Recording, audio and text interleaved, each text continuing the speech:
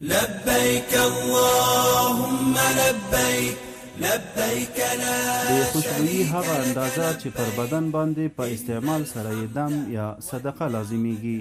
101مه پوښتنه: احرام والا چې څومره خوشبویي پر بدن استعمال کړي دم یا صدقه لازمیږي؟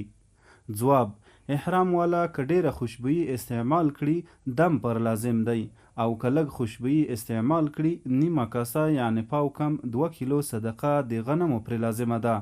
د ډیر او لږ خوشبویي تفصیل په لاندې ډول دی. که خوشبویي خپله لږ وي اندام اعتبار لري، خوشبویي اعتبار نه لري.